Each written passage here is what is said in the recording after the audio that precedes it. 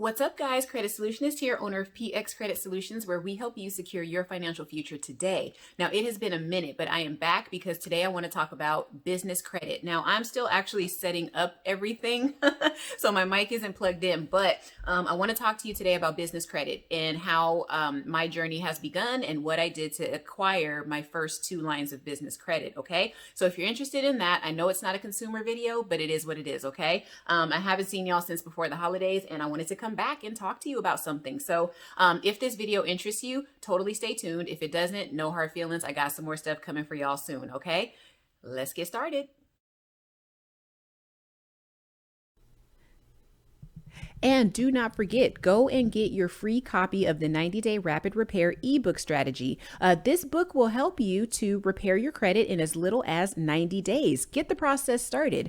You can download it at www.fixmyficonow.com. It is just a free gift from us to you so you can get your credit repair journey started. All right, Dude, back to the video. Is like beyond annoying.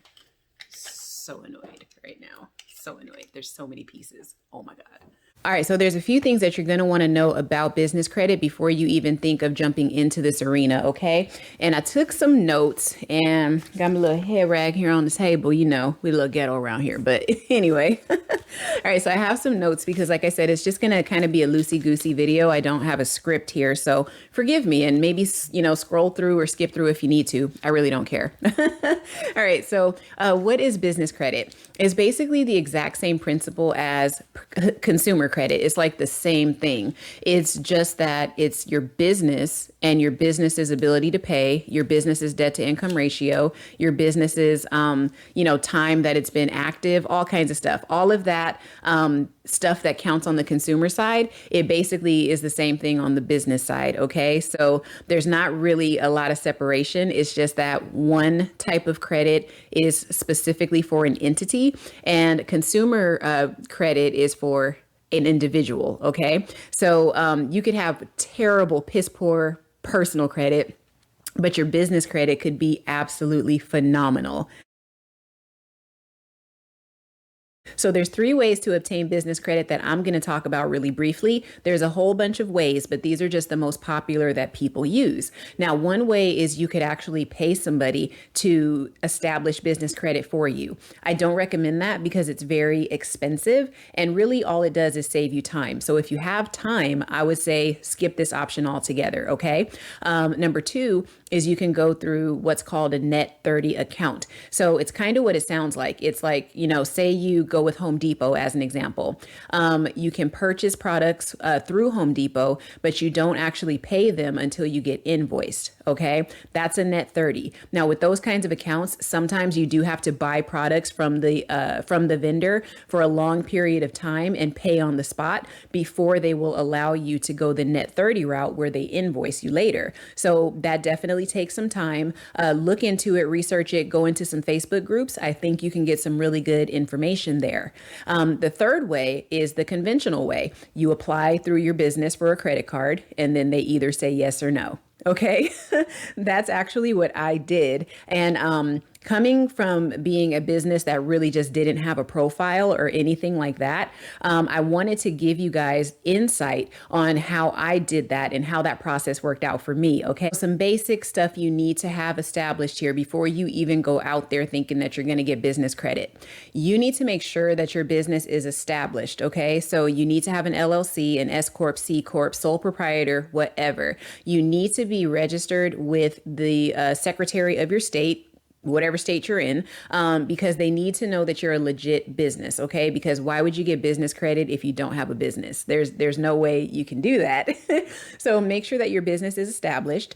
The second thing is you need to make sure that you have an EIN. That's your tax ID. Okay. That basically adds to the legitimacy of your business and it shows that you're going to be income producing and that you intend to pay taxes. So that's something that you want to make sure that you have. Okay. If you are generating income, obviously you want to have have a business bank account, okay? Not a personal bank account. You need a business bank account. So go to your local bank and set that up, okay? Now, to do that, you generally need to have a tax ID, okay? The EIN that we just talked about. Go to the IRS website, register for that. You can get that in a day, okay? And it's totally free. You may or may not want to get a Dun & Bradstreet number, also known as a DNB or DUNS number. This number is also attached to your credit profile and helps creditors to determine your credit worthiness as well. Not always necessary because it takes a very long time to build a profile with Dun & Bradstreet. That's a gripe that a lot of people have. But if you want, go to the Dun & Bradstreet website and you can go ahead and, request that number. Do not pay for it, okay? They will try to get you to pay for it. Apply for your DMB number. Wait 24 to 48 hours, ignore all of the marketing that they send you, and they will email you your Dun & Bradstreet number for free. Okay? Hold out. Do not pay. All right. The other thing is you need to make sure that you have a phone number. You can register with 411 once you get that. 411. You can register with 411 after you get your number. Up to you if you want to do that, but just make sure that you have a business phone number and that your business has an address that also matches, the information that you have with the Secretary of State and the IRS and all that stuff for your business. So those are really the main things that you need to have going before you jump into business credit. Because think about it, if you don't have a business profile set up, you don't have an address, you don't have a phone number, you don't have a bank account, why would a creditor trust you with giving you money? You don't even have a bank account to hold the money in to be able to pay the bill. So certain things have to be established. They're not that hard. So get those things done first, okay?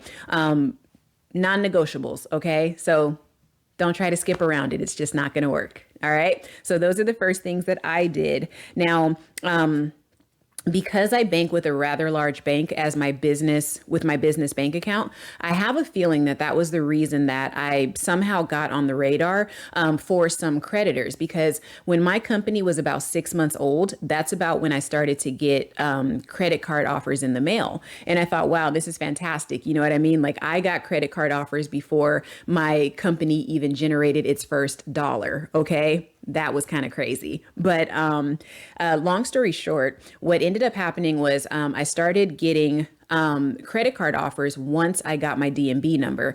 I don't know if those two things coincide. I have no clue, you guys, but I know that after I got that, that's when the offers really did start.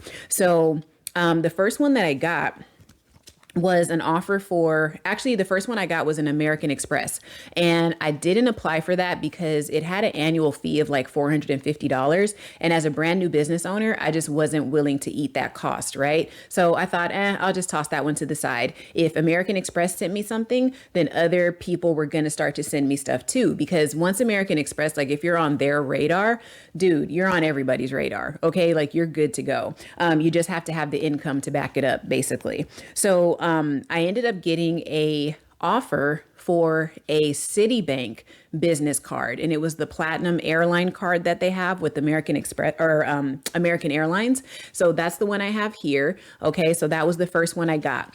When they sent me the offer in the mail, it was sent under my business name. It was not sent under my personal name. Now, I do have a lot of products with Citi, so I'm pretty sure that my name obviously is in their database, and now they know I'm a business owner through whatever channels, whoever they purchase my information from. But they went ahead and they sent me an offer. So I went online and applied, and I had to stop for a second because they asked me for my EIN, but they also asked me for my social security number. Now, they did this because my company, again, honestly, my company is still considered new to just the land of business, right? It is considered a new company still. So what Citibank wanted to do, when I ran the application, I didn't realize at the time that they were running my social security number because they asked me for both the EIN and the social. So anyway, they ran the social security number, and I ended up getting an alert that I got a hit on my credit profile. Like I got a new inquiry. So I figured, okay, not a big deal. You know what I mean? Because they ended up approving the card anyway, which was fantastic, right? So they approved it with, I think, like a 5,000 or $7,000 credit line or something like that. And I didn't have to show proof of income or anything. Now, I wasn't sure where this card was going to report because it had my business name on it, but it also had my personal name attached to it because they ran my personal credit. So I wasn't really sure where it was going to show up, but it turns out that the inquiry hit my personal credit report, but the reporting on this card is on my D&B credit report. Okay. So this is actually reporting to bureaus like credit bureaus or whatever, credit organizations, whatever you want to call them. So personal credit was run here, but again, it is a legit business card. Okay. So that was the first one. Now, the second one is one that I got over the holidays, which is a fleet card. This is a gas card. Okay. I love Chevron. I swear by them. I will not put any other gas in my car other than Chevron. So this was a no brainer. Okay. Now, this one was a little different because when I got this card, it was actually run, with my EIN. So what happened here was I went to WEX, WEX. It is a bank that I believe is based out of Utah. And they have a plethora of fleet cards that you can apply for.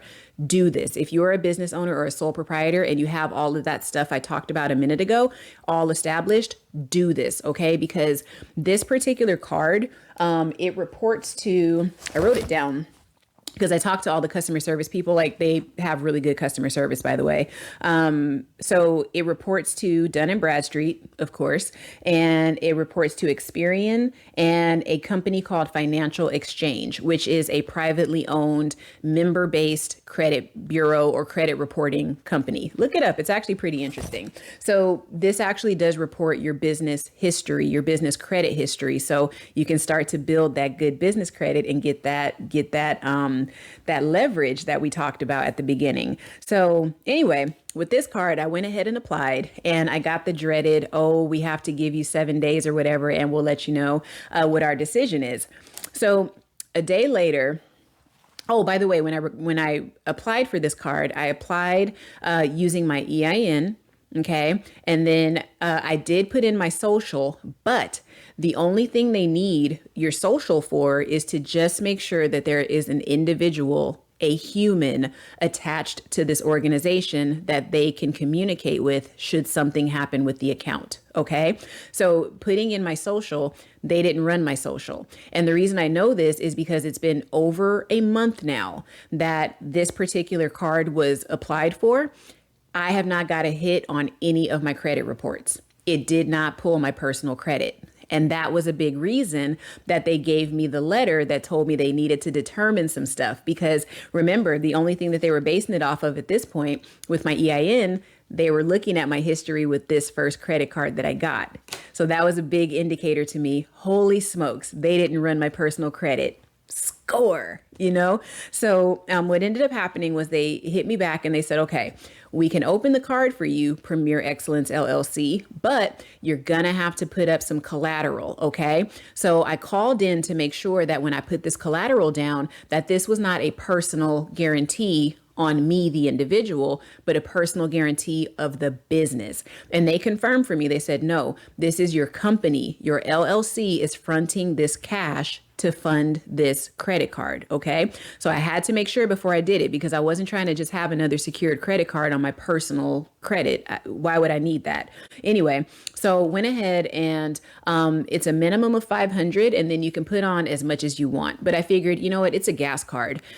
I'll just take out $1,000, put it on the card. And that's exactly what I did. So definitely a worthy investment because within 12 months, they're going to go ahead and, you know, give the money back and they're going to extend the credit based on whatever my usage is. So let's say I want to put another 1,000 on it. I'm pretty sure I could, you know, probably put it up to 10,000. I don't know. But anyway, the point is I'm going to get the money back. And obviously we're going to invest that back into the business. But this is a really great way to build your business credit because again, I just funded my own credit journey. I didn't have to pay somebody else to do this. I basically took the money out of our account, you know, with my LLC and funded my credit card. And like I said, I'm going to get my money back in a year. And then WEX is going to extend credit to me out of their pocket because, of course, I'm going to pay it every single month. I'm going to have good payment history. Like, come on. So anyway, that was how I did it. I hope you were able to follow this part of the video. I know I get a little wordy, but it is what it is. This is the way to go for me, okay? Because my business isn't set up in such a way that I need to order supplies. I don't need a net 30. You know what I mean? My business is just not set up like that. So it wouldn't be beneficial. This was the best way for me to do it because if I hire people, they're going to be, driving places. They're going to need to use gas. I drive places, whether it's business or whatever else. I'm paying and using this card to put gas in my car. And my car takes expensive gas. So this helps. This definitely helps. But if I were to say like which way out of the three that I told you guys is the best way to go, I would say go the conventional route. I would definitely say go the conventional route because I totally believe in funding your own credit journey.